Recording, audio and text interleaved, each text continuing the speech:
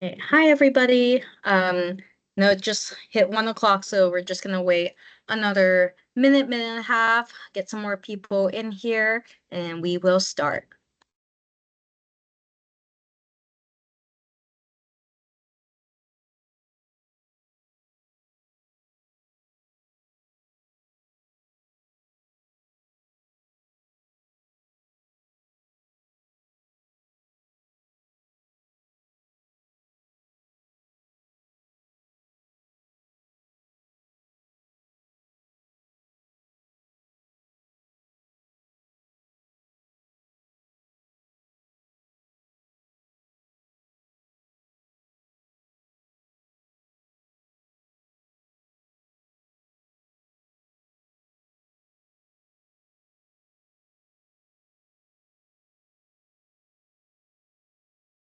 All right, looks like we are a minute after, so I'll start letting people in anytime after that, but I'll just get started with some housekeeping.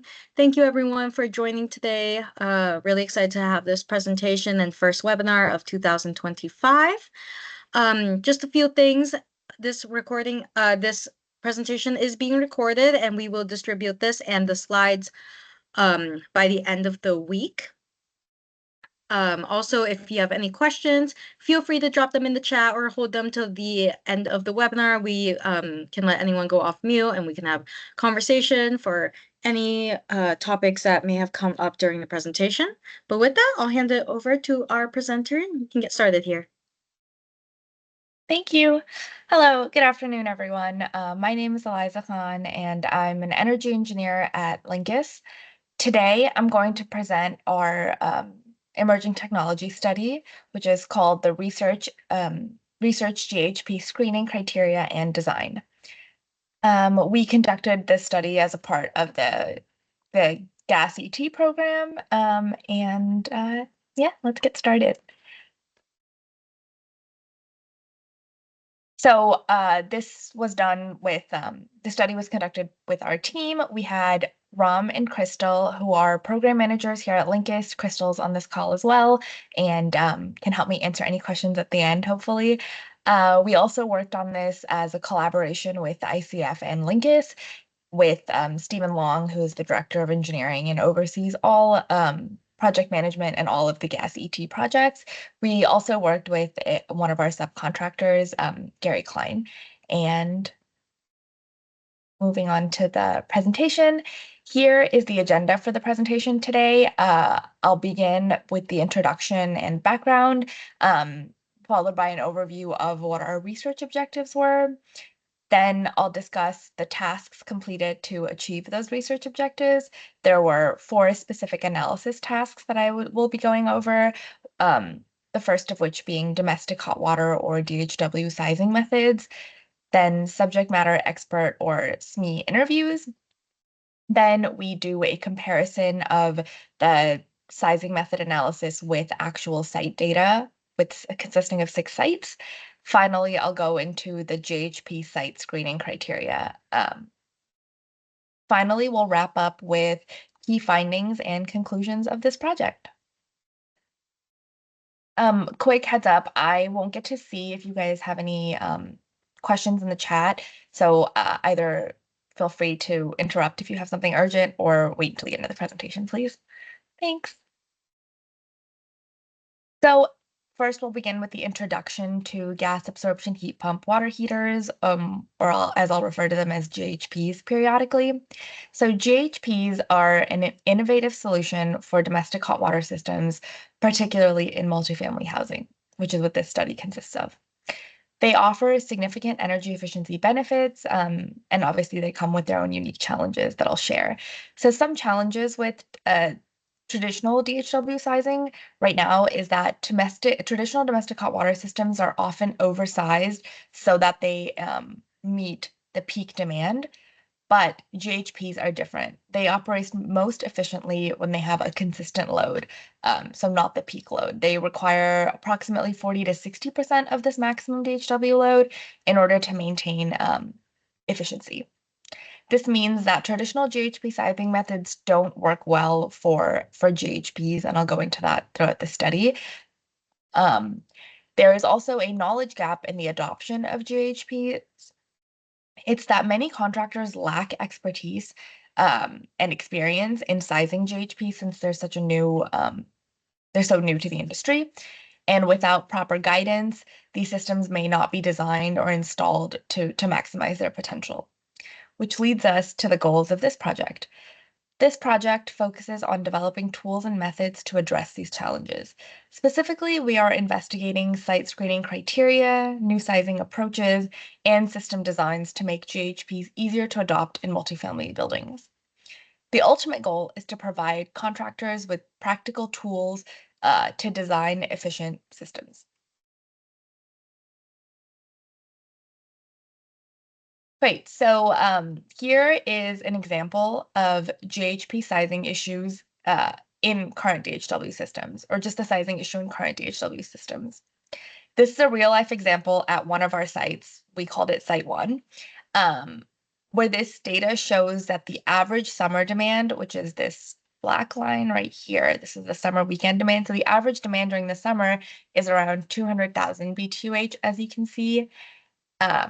And the GHP system needed to sustain this is this gray dotted line, which is down here, and I think that's about 160,000 BTUH. That this load, this 60%, or this gray dotted line, is the demand needed for the GHP to run continuously. And then this red line all the way up here is the current size of the DHW system at this site. It's not a GHP, it's just a regular gas-fired system, but this is what's currently available at the site. And as you can see, there is an approximate 7 times oversizing from the summer average and 2 times the absolute max. This shows that there is a need for updated sizing methodology and especially a completely new tool for GHP sizing, since it would be very expensive to replace a system like this with GHP like for like, which wouldn't make sense anyhow because GHP's demands are so different than the demand of the current DHW systems. So now that we've identified this demand, this issue, here's how we're going to solve it, hopefully. So some research objectives. This study focuses on investigating domestic hot water sizing methods used in multifamily buildings across California. Specifically, we're evaluating how accurate these methods are in calculating site-specific minimum DHW loads, which are crucial for ensuring efficient GHP operation. The goal here is to determine whether current methods can be applied to GHP systems, and if not, to provide recommendations for improvement or how we can use for new methods for sizing GHP systems. Additionally, we aim to develop tailored site screening criteria and sizing tools to assist contractors in designing effective GHP systems. From this work, we expect to identify the most common DHW sizing methods in California's multifamily sectors and compare the loads predicted by these methods with actual gas billing data and site data in future tasks. Finally, the study will deliver actionable recommendations on critical data points needed for site screening, GHP sizing, and overall system design. So the first task, analysis task, as I mentioned, is analyzing DHW sizing methods.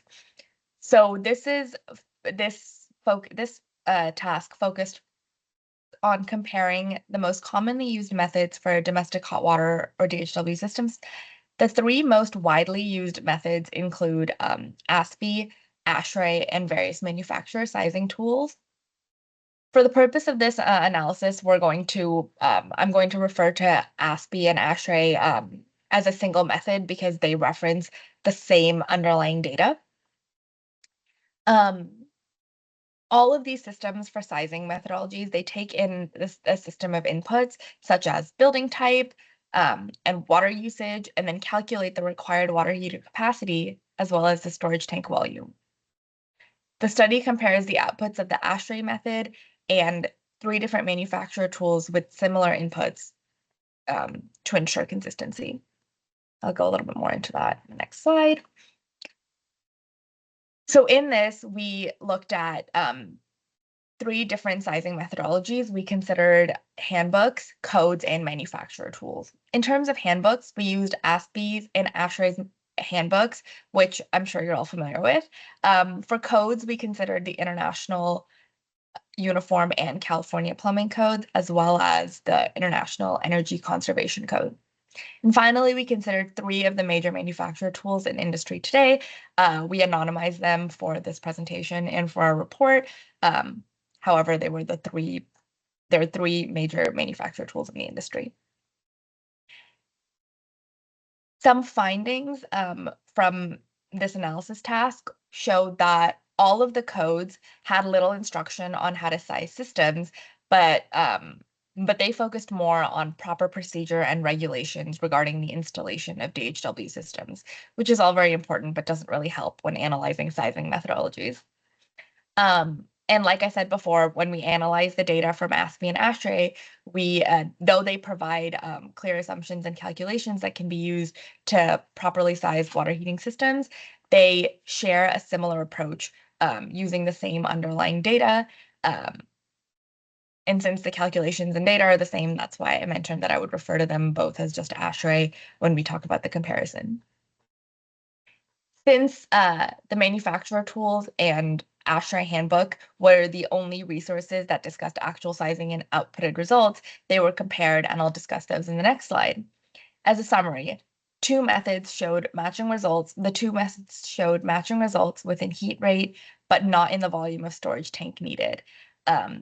It's also important to keep in mind that the data collected from the ASHRAE underlying data was based on data collected approximately 30 to 40 years ago, and that's where the consumption profiles of low, medium, and high that are used throughout the industry in tools as well as in ASHRAE, of course, they were all collected from data that was taken about 30 to 40 years ago, which naturally calls for the need for updated data because water consumption profiles are probably not the same as they were 30 to 40 years ago.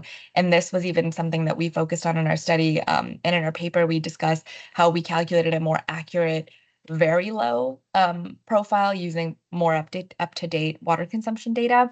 And the reason for this is mainly just because we've gotten much more efficient with our fixtures and smart or electric faucets that turn off when not in use, which didn't exist 30 to 40 years ago. So these are dated, but this is what a lot of the values come from in the industry.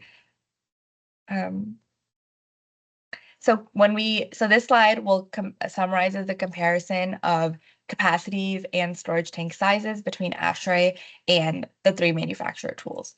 So first, manufacturer tool 1 provides capacity recommendations similar to ASHRAE when using a low consumption profile with a 60-minute peak. And as you can see here, this is how the capacity changes as a function of the number of apartment units in a multifamily building. And the green line here is the ASHRAE calculated capacity, and then this is the recommended capacity from using manufacturer tool 1's methods, again, maintaining the same inputs. And we know that manufacturer 1 uses a low consumption profile, which matches closely with ASHRAE's low consumption profile. But as I mentioned before, the storage tank volumes that it recommends are much lower, and this is mainly a case for all of them. ASHRAE recommends that the storage tank volume increases as a function of apartment units, whereas that's not present in the manufacturer recommendations. Manufacturer tool 2, which allows the selection of medium consumption profile, gives capacity profiles between ASHRAE's medium and high profiles, yet again with a similar issue where the storage tank volume for manufacturer 2, this line down here, does not seem to match the trend followed by the ASHRAE medium and high profiles. And manufacturer tool 3 aligns with ASHRAE's capacity recommendations when a high consumption profile is used. Again here, similar inputs, ASHRAE's high profile, and this is manufacturer 3, which uses ASHRAE's high consumption profile. And again, all manufacturers tend to not work with the same storage tank volume They don't seem to use ASHRAE for their storage tank volume, though they do seem to use it for the capacity calculation. Across all these tools, the manufacturers seem to rely on increasing DHW capacity to meet demand, as opposed to ASHRAE, which also suggests increasing the storage tank volume as the number of apartments increases. This approach can work okay for gas-fired heaters as it has, but it's less effective for heat pump water heaters, which have more limited capacities. The second analysis task was regarding the subject matter expert interviews, where 3 types of subject matter experts were interviewed. There were contractors, manufacturers, and technical experts. This was done to see how sizing is conducted within the industry, and how the resources that we previously ranked and analyzed were, or the resources that we previously analyzed are ranked and utilized amongst people who are actually doing the sizing and installation of these DHW systems. The major issues that we considered, and this we conducted about I think 30 to 40 interviews with many different subject matter experts in all 3 of those categories. So the questions that we were investigating were issues regarding sizing, key components considered for sizing, the most utilized resources by these subject matter experts, and key components considered for selection. And finally, what are ways that the subject matter experts account for a capacity or demand increase?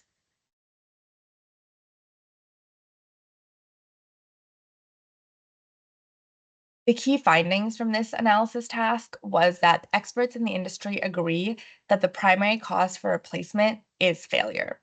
That's majority of the reason why these systems ended up being replaced, but other reasons that were not as large of a cause for replacement were that the system was just too old or age, um, incentives of incentives with installing newer technologies, and or updated technologies, and finally the capacity. Capacity would be a bigger concern according to the subject matter experts. However, since a lot of these systems are already so oversized, it's very rare that capacity ends up being an issue. Which leads me to the next thing. The primary issue that in the current sizing methodology that over 70% of the SMEs agreed to was that there's an oversizing issue, which again we alluded to that in our previous slide.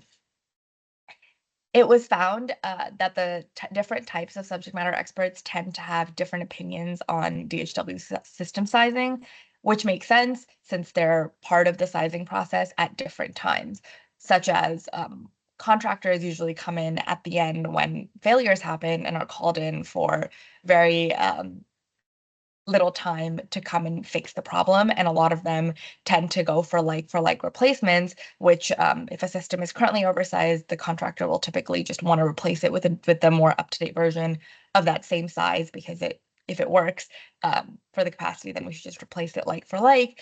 Whereas manufacturers and technical experts often are often consulted during the initial design stages of a building, and are more concerned with predicting demand and making sure that the initial system installed there will be capable of the demand. So the questions, these were the questions asked, and the answers are presented here. The key sizing component, which is the most important factor when sizing a system, is the number of occupants. Preferred sizing tool for this needs is ASHRAE's handbook. The most important consideration when selecting equipment is the heat rate or capacity. The best ways to account for future demand is to ensure that there is storage and enough capacity in the gas lines or electrical panels to account for the demand increase. This was a pretty interesting task for me, especially just because I was new to the industry and I was new to this topic, and I was able to get people who've been doing this for their whole careers to give me really important insight, and I really enjoyed this one. So finally, the next analysis task is the comparison of the different manufacturer tools, ASHRAE, or the sizing tools that we used, and comparing them to actual site data and seeing how accurate they were when compared to actual hourly data. So the data used in this analysis comes from hourly gas consumption across 6 multifamily properties in California. The comparison was made using ASHRAE manufacturer tools and the electric heat pump water heater sizing tool, which is included due to its common use in electric heat pump water heaters and potentially for other heat pump water heaters. Each site's characteristics that we considered were the cold water or inlet temperature, the consumption profiles were considered for each site, and the winter DHW load was used because it represents the higher demand period for hot water. I'll show you what each site looks like, but the key finding is that a lot of these tools are designed for the 100th percentile loads, which is much higher than the average load that we would need or the minimum load that we would need for GHPs.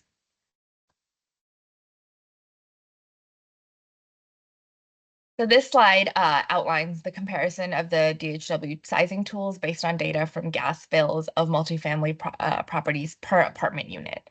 So this here, each of these references the equivalent peak capacity, and equivalent capacity here is not only the capacity of the DHW unit or like the boiler system, but also accounts for the capacity of the storage tank. And that's how we calculate the equivalent one per apartment. And then we compared them here. So again, the tools were ASHRAE, the 3 manufacturer tools, the electric heat pump water heating sizing tool. And the goal was to evaluate the actual DHW load per apartment versus the equivalent capacity recommended from these tools. The analysis here suggests that the manufacturer tools, as I said before, rely on the ASHRAE methodology, but interpret consumption profiles differently. As mentioned before, manufacturer tool 1 assumes a low consumption profile, which leads to it having the lowest equivalent peak capacities, which often leads to it being undersized with respect to the 100th or 99th percentile. And the 100th percentile is this black line, the orange is the 99th percentile, and then 50 and 70th are blue and purple respectively. Manufacturer tool 2, as we mentioned before, aligns with the medium to high profile. So there are sites where it's oversizing and some where it's undersizing with respect to the 100th or 99th percentile. Manufacturer tool 3 consistently meets or exceeds the 100th percentile, but sometimes tends to significantly oversize, especially at sites with two bathroom units or studio apartments where the assumptions about hot water use may not be correctly represented, since studios use much less water than a 2-bathroom unit would. Also, since the equivalent peak capacity accounts for not only the actual boiler system, but also the storage tank, those recommendations also vary. Manufacturer tools tend to suggest the smallest tank volumes, and then the electric heat pump water heating tool, in contrast, suggests much larger tanks with but lower capacities. So, and even though it matched we used ASHRAE, both the manufacturer tool as well as our analysis used ASHRAE medium for these. There was some inconsistency, and we found that ASHRAE recommendations fall somewhere between these approaches. And then the key findings from this analysis are here. I'll summarize essentially kind of what we talked about before. ASHRAE predictions are the most consistent, but they do undersize, but they still have the undersizing at some sites and oversizing at others.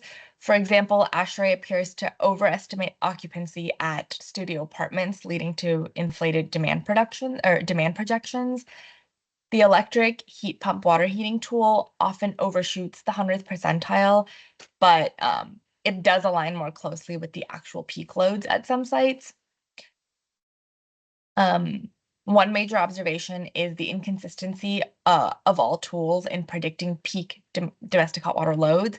Even the difference between the 100th and 99th percentile can be significant, up to 47% at one site. Overall, while ASHRAE is the most reliable of these methods, that we found, improvements are needed to better account for site-specific factors like apartment size, the number of bathrooms, actual occupancy rates, and actual profile consumptions, or like consumption profiles. So this is essentially to show how current sizing systems compare to actual sites. And now we'll go into the potential adoption of GHPs. And so these traditional DHW sizing tools aim to meet the 100th percentile to prevent running out of water. However, GHP units, they differ with this. GHPs usually operate alongside boilers that handle peak loads and are most efficient when running for long periods of time. Their efficiency declines with short run times, which depend on the minimum domestic hot water load, typically occurring during the summer nights or early mornings. Current DHW systems or DHW sizing tools, as we showed in the last task, they cannot predict this minimum load. None of their predictions account for the minimum summer load. So it's not, they're not accurate for sizing GHP units. And if we want to consider the adoption of GHP units, we need to come up with a new sizing methodology. And that is what this next analysis task is about. So as you can see here, there are two different sites at site 1 and site 5. At site 1 on the right, the GHP capacity, which is this red line, is below the exceeds the summer minimum, but is below the average hourly load, suggesting that it might be a suitable candidate for GHP, since the summer load is almost the minimum summer load is almost always over the need for the GHP line. But on the left, site 5 is not a good candidate due to the fact that, as you can see here, this is the GHP demand, or the GHP minimum demand. And this green line, which is the summer weekday, or the minimum amount, doesn't reach that. So this would not be a suitable candidate, but site 1 would be a suitable candidate. So to address the challenges, the study team is testing. They're trying to figure out how we can, the challenges being, how do we accurately predict the summer minimum to see if GHP adoption is possible. To address these challenges, the study team is testing ultrasonic flow meters and temperature probes to measure minimum DHW loads. Key research questions include the measurement duration, seasonal adjustment, data analysis, equipment costs, and contractor adoption. These are ongoing field studies, and they aim to refine the screening methodologies and possibly develop a predictive sizing tool, which as of right now does not exist, but a need for one does exist. So as I said before, site 1 would be a ideal suitable candidate, but site 5 would not. So here is this graph illustrates the GHP performance distribution, showing how the minute frequencies in blue and the average coefficient of performance, COP, in orange, changes as a function of runtime. As I mentioned before, GHPs tend to function most efficiently when they have longer runtimes. And the blue curve represents the frequency of different runtimes, while the orange curve shows the trend of the average COP over time. The GHP COP initially rises as the unit operates, but it takes time to stabilize. With, according to interviews with manufacturers, they stated that the steady state COP is not reached until after 10 minutes, and that's proven that on this graph of an actual site where we have a GHP, and we tested this. We noticed that that this is correct, and after 10 minutes, closer to 20, I think here, is where it starts to level out, and that's where steady state is reached, where COP tends to reach steady state. The trend lines here suggest a relationship between runtime and efficiency, with key observation that longer runtimes lead to more stable COP values and better at reaching optimal efficiency. But this is just evidence of us showing you that this is what manufacturers say, and this is also what we saw in our on-site testing. So here is a sample makeup load where GHP system, where the runtime was not met and it was insufficient to reach optimal performance. The red bars here represent the GHP runtime, while the green line, this fluctuating green line, represents the makeup load. Ideally, the GHPs should run at least 45 minutes per hour to match the efficiency of a condensing boiler. And this was based off of one of Energy Star's condensing boilers minimum efficiency.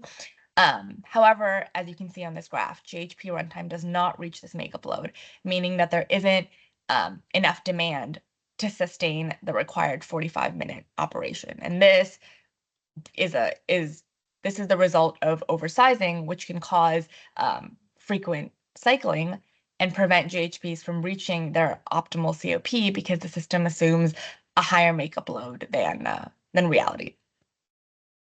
A potential solution to this, which we'll discuss a little bit more in the future slides, is an indirect storage tank. And here is how that indirect storage tank helps. Without an indirect storage tank, GHPs may only be able to heat up just 1 gallon per minute, which could lead to, or like 60 gallons per hour, which could lead to short cycling. With the IST, however, the GHP heats a larger mass, which takes longer, increasing the runtime and avoiding short cycling. The takeaway here is that if the 45-minute runtime is not met, an indirect storage tank is necessary to introduce tank charge time and prolong GHP runtime to prevent short cycling.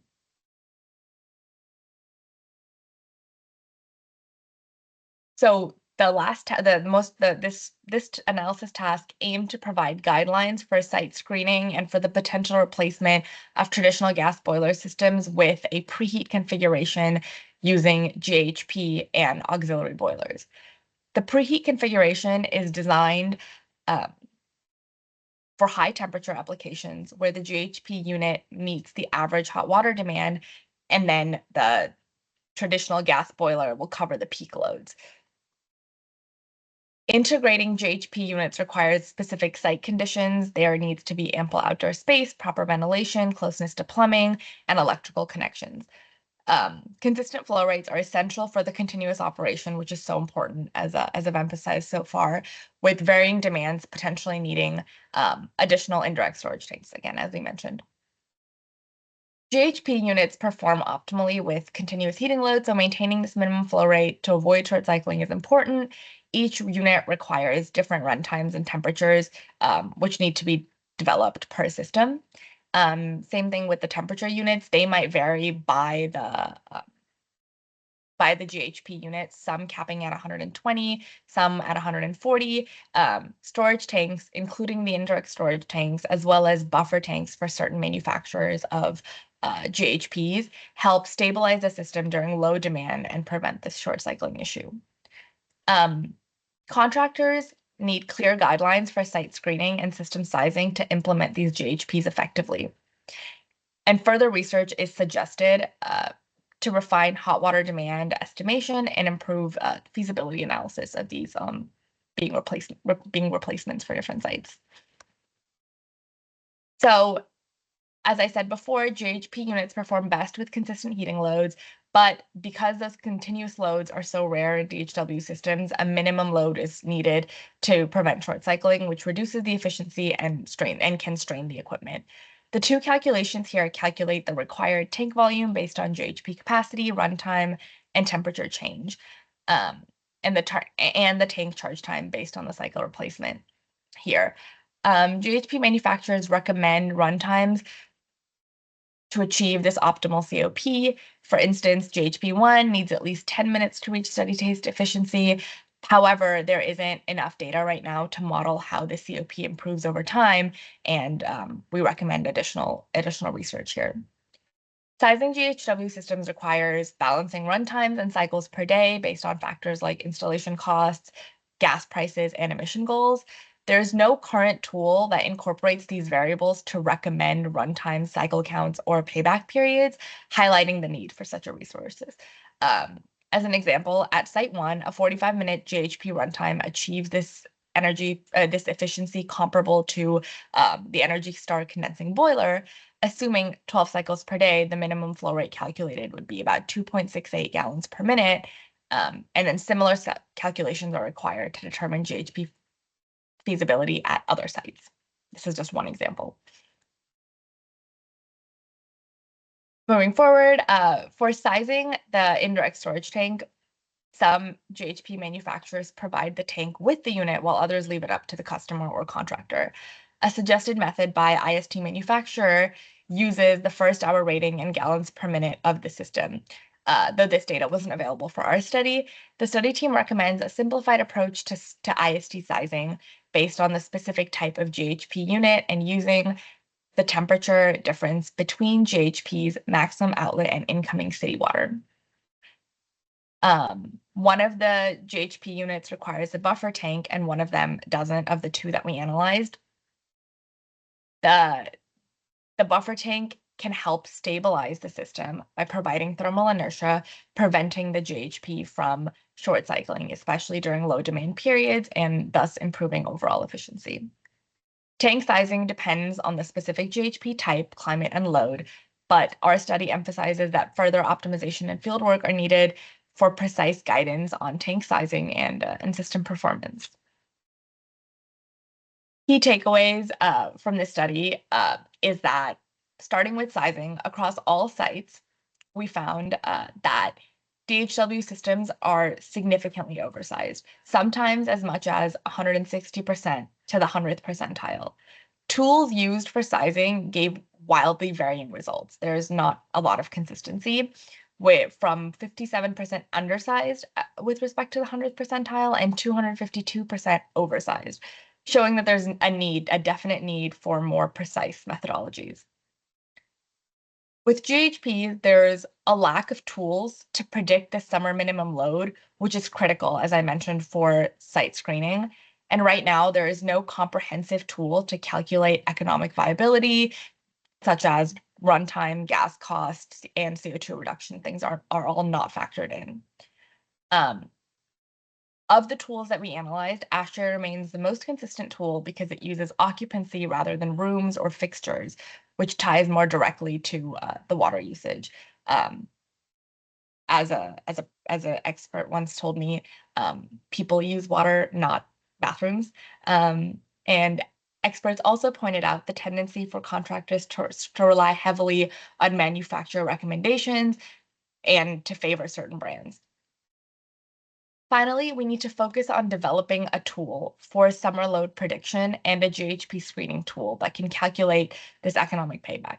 There's ongoing work with ultrasonic meters, but more data is needed to make actionable recommendations beyond here. So there's still some future research that needs to happen, and we're hoping that a study like this will call attention to that and hopefully provide us with the resources to make this happen. This specific study has been presented through our team at a few of these conferences here, and we just finished one with the ASHRAE Winter Conference. Crystal just got back from that, and then in a couple weeks I'll be going to the Portland Hot Water Forum, and we're looking forward to get the word out about this study and hopefully educate more people on it. Thank you so much.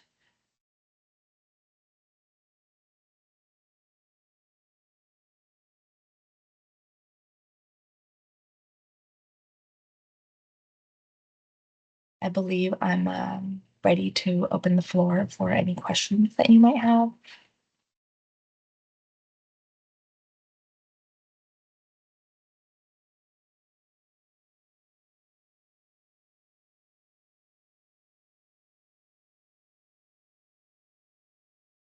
Any questions for Eliza relative to the study or some of the related work on GHAPs?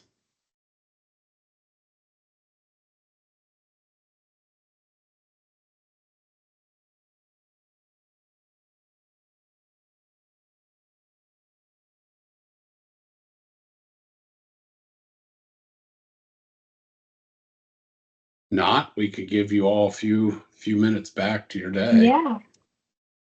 Liza, I appreciate your presentation. Thank you so much. Thank you all so much for your attention. And thanks for Thanks, your Eliza. And Thank Yeah, you so thank you, much. Eliza. thank you.